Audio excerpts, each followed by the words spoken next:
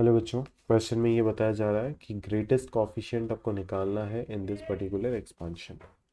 सो आपका एक्सपांशन दिया गया है 1 + x whole power twice n।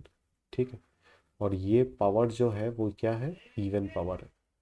ठीक है, तो अगर इवन पावर होता है तो ग्रेटेस्ट कॉफिशिएंट एक ही टर्म देता है, और वो कौन होता है ना, वो होता है आपका even power divided by 2 plus 1th term जो है वही देगा आपको ग्रेटेस्ट कॉफिशिएंट।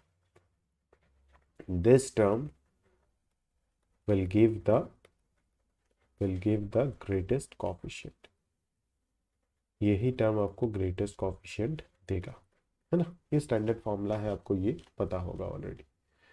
सो अगर यही टर्म ग्रेटेस्ट कॉफिशिएंट देगा तो इस टर्म का वैल्यू आप निकाल दो तो कॉफिशिएंट आपको दिख जाएगा। सो ये कौन है, n+1th टर्म है, तो यहाँ पे 2nc, r का वैल्यू इससे एक कम होगा, दैट इज n आएगा। 1 ^ 2n - n और x⁴n आ जाएगा। सो यहाँ से जो कॉफिशिएंट निकल करके आ रहा है वो आ रहा है twice n C n. So greatest coefficient जो होगा वो हो जाएगा twice n C n. Clear.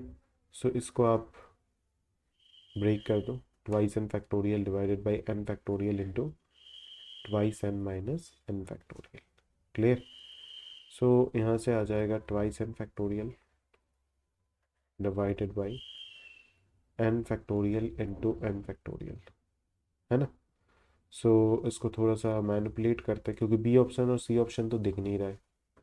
ठीक है ना, ये दोनों तो इक्वल है, बी और सी ऑप्शन पर तो होगा नहीं, होने से ए होगा, ये तो डी होगा। अभी देख लेते हैं सिंप्लीफाई होकर के ये कहाँ तक जाता है। सो ट्वाइस एन फैक्टोरियल को अगर हम ब्रेक करें तो ये twice n into twice n minus one into twice n minus two into twice n minus three dot dot dot dot 4 3 2 1 पे जाके ख़त्म होगा।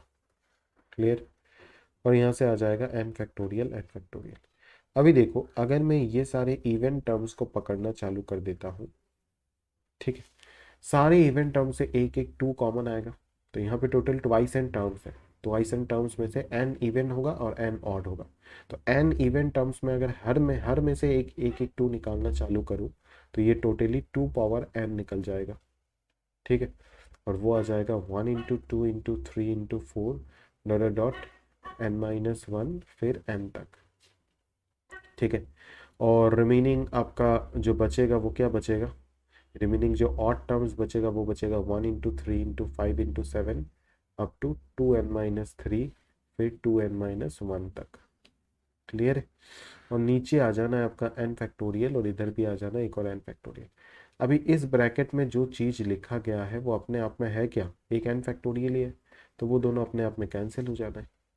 ठीक है, सो यहाँ पे क्या बचेगा, 2 power n 1 × 3 × 5 × 7 dot dot dot twice n-1 और नीचे आ जाएगा n फैक्टोरियल। ठीक है, सो ये आपको क्लियरली दिख रहा है, this will be your option number A. ठीक है, सो जस्ट आपका ग्रेटेस्ट कॉफिशिएंट एन इवन और एन ऑड के केस में होता क्या है वो फॉर्मूला आपको पता होना चाहिए, वही की कंसेप्ट है।